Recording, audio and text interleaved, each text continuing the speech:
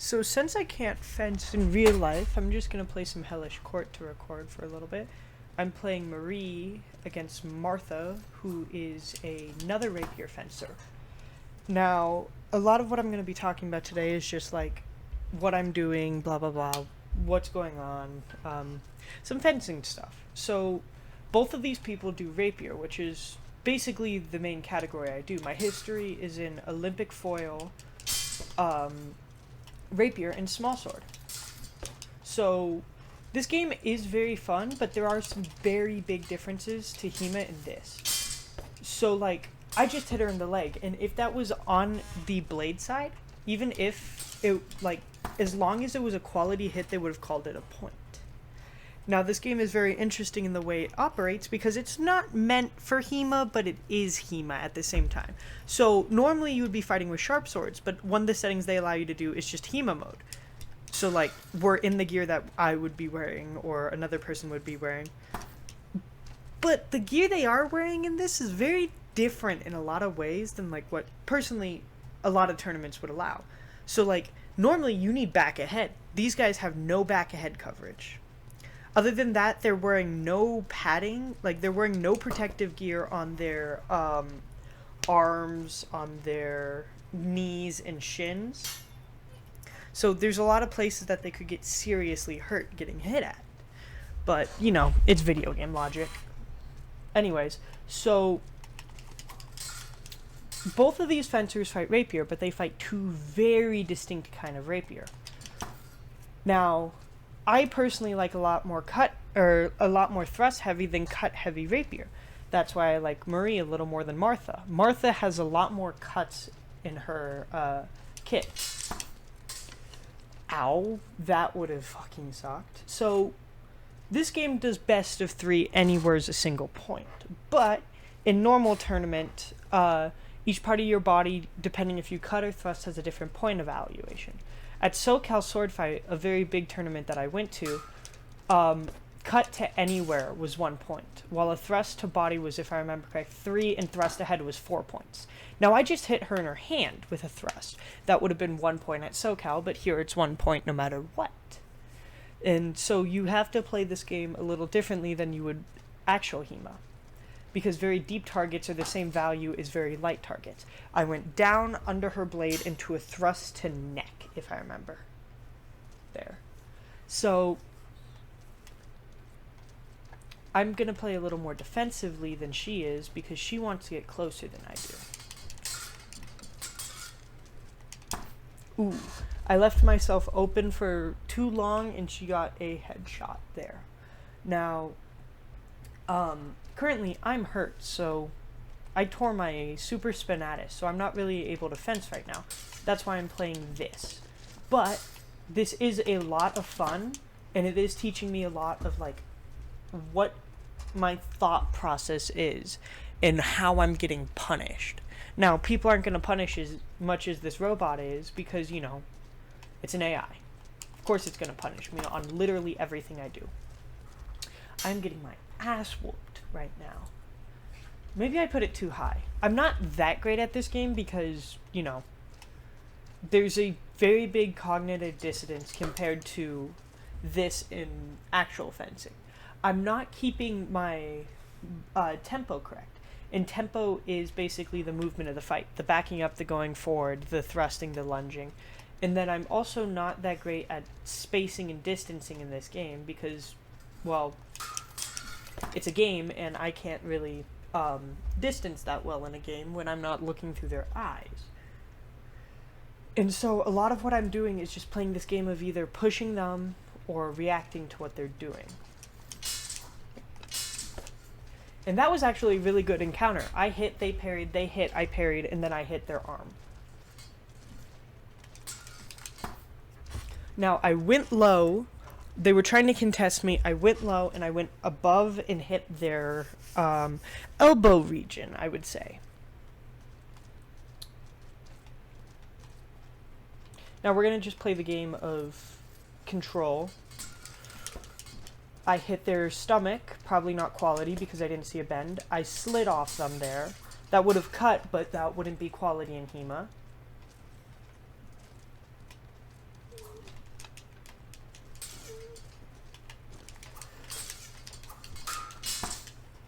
Now that was actually very stressful. So we got into it, I lunged forward, and then I missed. So I tried to Moulinet into their leg. They blocked that. We came back up. We reset tempo. I blocked again, and then I got a hit in.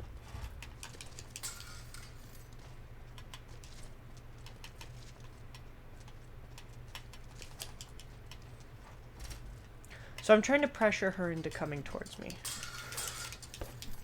So I hit the side of her mask, which, with how it looked, it wasn't probably a good cut. Now I hit her leg and she hit my mask, but it wasn't quality, either of us. But that definitely was. So we were playing circles, and her circle, I came over it and hit her in the face.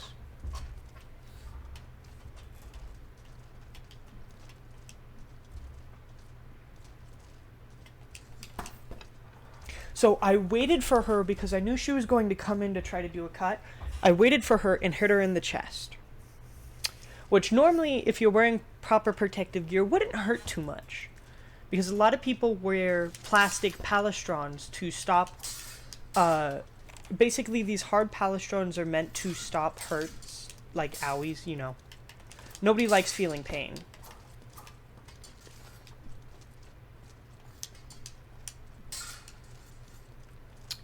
Now she's just holding me at long here.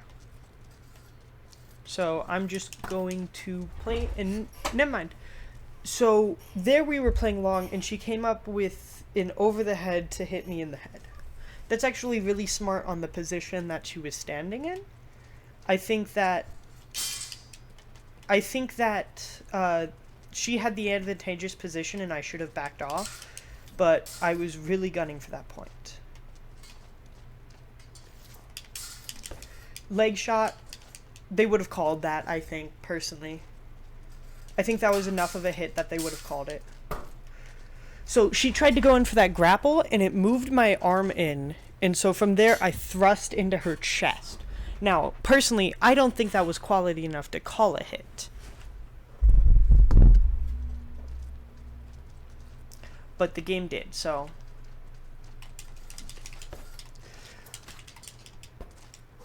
So what I did there was never going to be legal in Hema. She rushed in, so I hit her with my crossguard.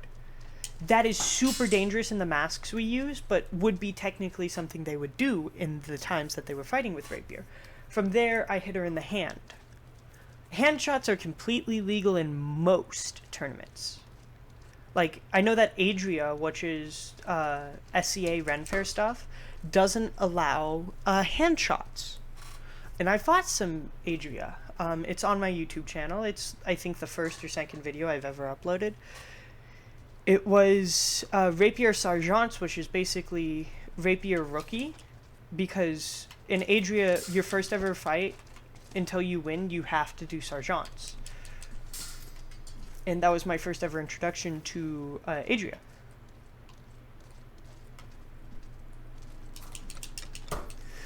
Ooh, that was close. That could have been a double if I was a second earlier. So she had came in for that cut, and I was trying to hit her leg. Her leg was in target, but I left it open for too long.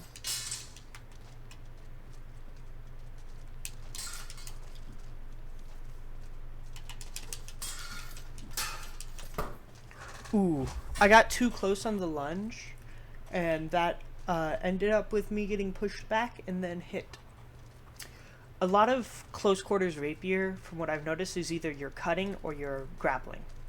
And if you get so close that you need to grapple in rapier, from all the people I've learned from, have told me if you get too close in rapier, that proves that you did something wrong.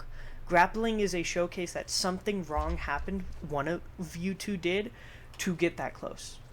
Because rapier is a distance weapon at the end of the day.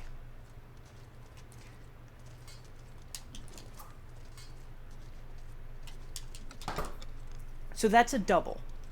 And normally in doubles, in tournaments you get 3 doubles and then you would be eliminated. In this case, you get a double and both of you get a point, which is very similar because if we both double out, we can draw. So from what I did there is I dropped down convinced her that I was going for some low target and went back up. That's something I've done before in tournament, and it is successful if you mind game your opponent. I walked right into that. That was a throat shot. If I would have waited 1 second, her recovery, I would have been able to take advantage of that, but I decided that I had a chance. I did not have a chance. I walked right into that attack. So I hit her in her groin, and she hit me, I think, in my arm there. But neither of them were counted as quality, so neither of us got a point there. So from there, I hit her in her back, but that wasn't quality enough. So from there, I moved to the right and hit her in her chest. We're going to do one more round with her, and then I'll do a couple with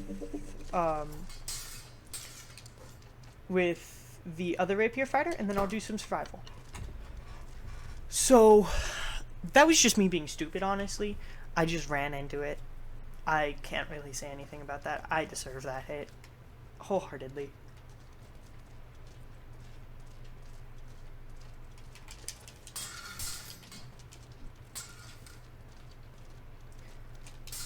One thing I like about Marie's fencing style is it's a little more aggressive, but it still keeps me at that range I want to be at. So that was a double there.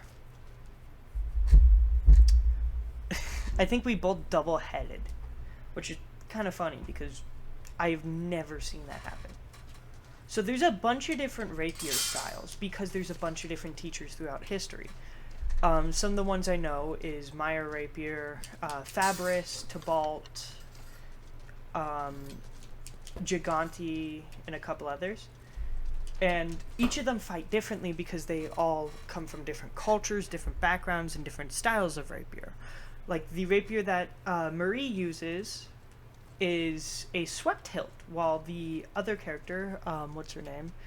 I can't remember her name, uses a cup hilt. Now I'm fencing with Martha, who uses a cup hilt, and if I remember correct, she fights French rapier, which is a little cut heavier than what I like doing. So from there we played guard, and we played circles until I hit her in the head. Very easy to do if you know your point control. Point control is very important in rapier. So like I'm holding long point right now, but I'm not going down into long point. From there I pulled back and tried to do a snap cut, but it was not successful.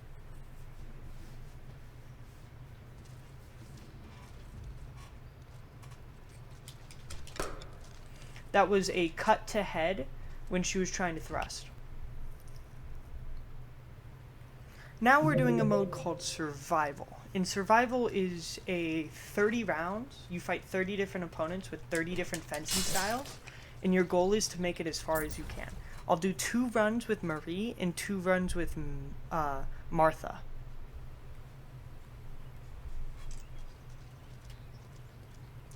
And so one thing that rapier has advantage of is I have range.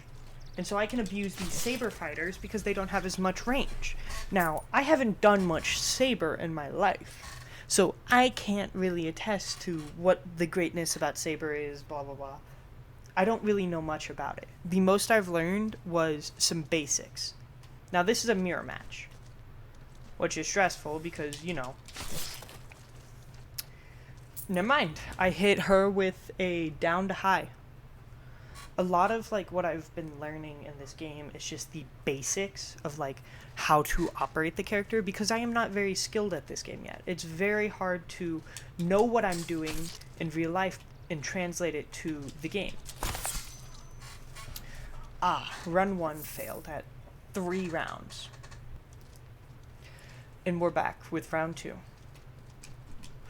Just abuse the mechanics of I have range and they don't, is how I'm basically playing against sabers. Long swords are a little harder because you kind of just have to bait out those attacks to punish them.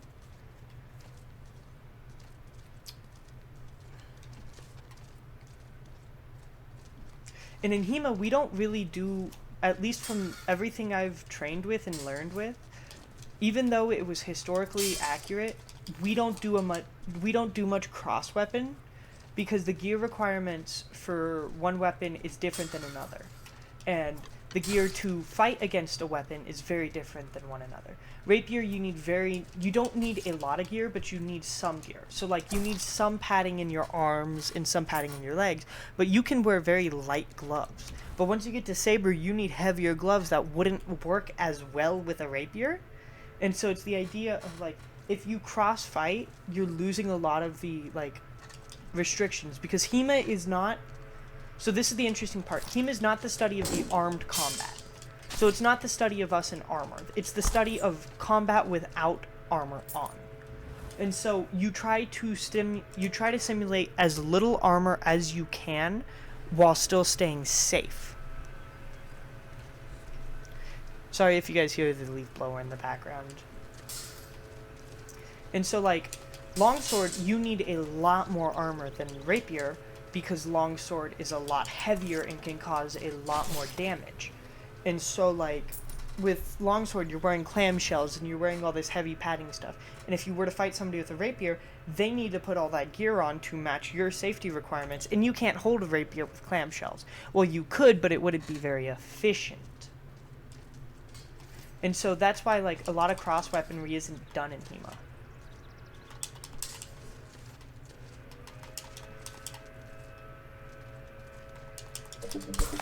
Ooh, he punished me there. 4 this time. And we're back with the first run of Martha. Now let's see if I can do better than 6, I think it was.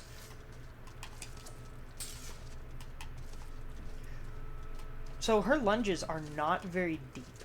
And that's one interesting part, is she holds very light lunges, and she's really high up for rapier. Like, really high up. And so I do wonder, I'm just abusing this, Jesus Christ.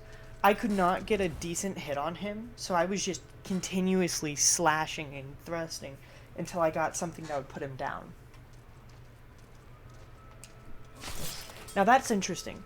I really like her pull back to thrust, because it generates a lot of force into that thrust.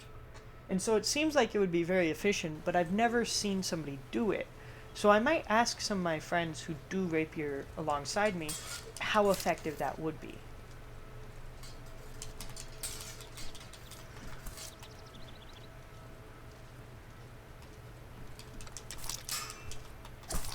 Ooh, that's a knockdown. But they do give you some grace. Your first couple rounds, they do let you have a second attempt. I think this is a horrible matchup, is rapier versus rapier. And of course that's what I fight, so you know, I love rapier versus rapier. But it's a lot more mechanical when you get a second rapier involved, because you have to know your weapon and know your enemy's weapon and how they fight. While a lot of like fighting against other opponents with different styles of weapons is understanding reach and your mechanics versus their mechanics. And it's the same with rapier. The only difference is normally as a rapist, or rapier, I don't know what the word would be, a rapier fencer, you have the distance. And so you just hold that distance and abuse it, because they have to come towards you. And so if you can see like what I'm doing here is I'm just going to continuously hold him. And of course I'm screwing up, come on. So there I did a cross side cut to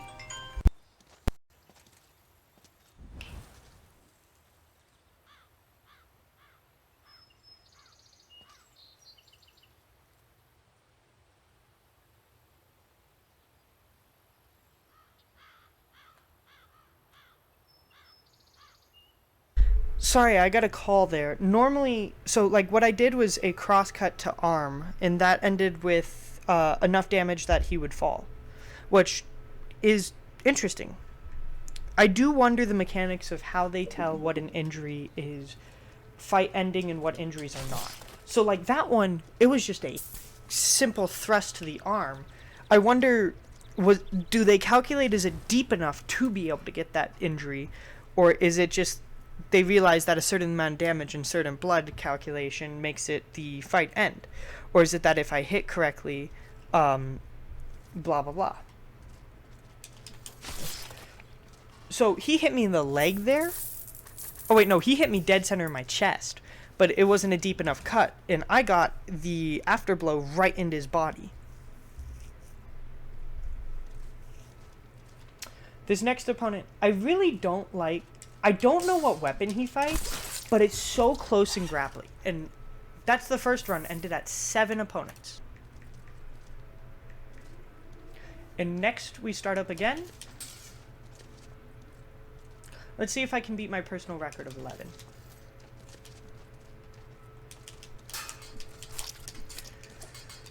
So I am way too close for Rapier, but at the same time, I was getting into him, and he was not going to attack me. So I was just going to keep hammering at him until he gave up. But definitely, I would never be that close, personally.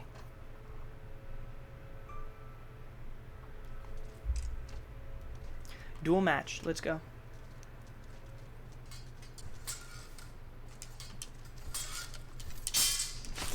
So that was a thrust I missed, a cut she parried, and then I went for the head and she did not have time to block it. Sometimes you can just overpressure your opponent by doing enough things. And it's not great because it always wears you out, so you want to find those weak spots like I just did. I knew his guard wasn't going to be up there, so I did a kind of weird overextend lunge into his arm. Now this is a longsword fighter I'm going up against, so I kind of just want to abuse his mechanics.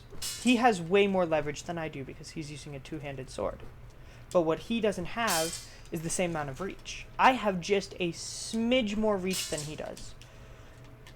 And so his hits might be a lot more leveraged against me, but he doesn't have the same level of reach. So I can just abuse this to my advantage. So I clipped him in his arm, but his arm didn't get cut enough for him to lose his weapon. 2 arm cuts now. He should be pretty weakened. Yep, his attacks were slower, so I abused that and hit for the head.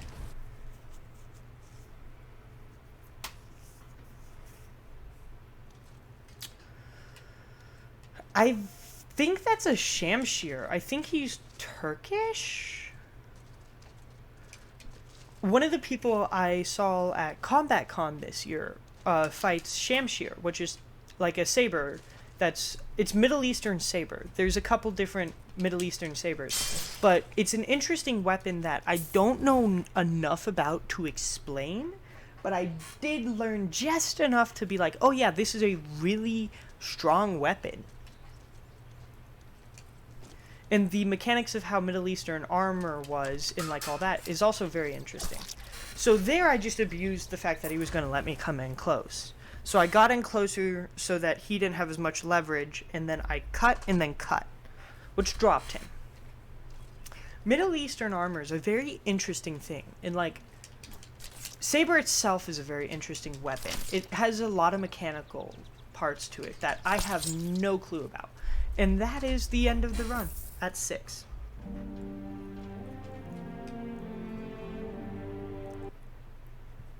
Now, I very much do enjoy Hellish Court so far. I think I do want to record more of it, but the thing I don't like about it, and I will probably complain about this forever, of the roster, there's way too much Saber. It feels like Saber is the biggest representation here. Except for, you know, you have one Scottish person using a claymore. You have... Now, this is a Shamshir and shield. I can't remember the shield name. This is Turkish saber. You have 2 longsword fighters, 2 rapiers, 1 axe for some reason, and then 1 side sword. And they've been talking about this side sword guy, so I'm interested to see how he fights mechanically. But other than that, it's mostly saber. And so, yeah, that's my only issue. One last piece of information. The Scottish broadsword is also known as the claymore. Now, I'm going to go edit this, and I will be uploading this. I'll see you guys later. Have a good day.